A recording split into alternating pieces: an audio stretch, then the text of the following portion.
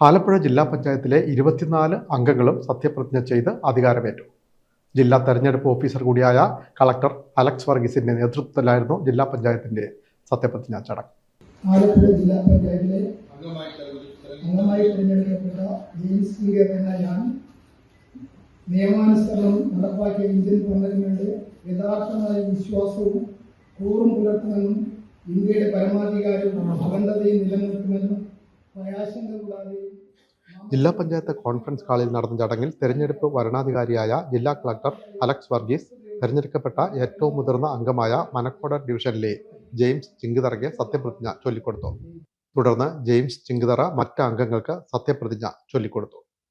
തെരഞ്ഞെടുക്കപ്പെട്ട അംഗങ്ങളായ PR Jyothilakshmi, Rajesh Vivekananda, KJ Jismi, Vijayasree Sunil, S Radhakrishnan, advocate Sheena Sanalkumar, advocate R Rahul, CV Rajeev, Manju Vijayakumar, John Thomas, G Krishnakumar, advocate Nithin Cheriyan, Bini Jain, T Viswanathan, A Mahendran, B Rajalakshmi, Ambujaksha teacher, Lisha Anuprasad, Babitha Jayan, advocate Anila Raju, AR Kannan, advocate R Riyas, Jyothimol, Sandhya Benny എന്നിവരാണ് സത്യപ്രതിജ്ഞ ചെയ്ത് ചുമതലയേറ്റത്.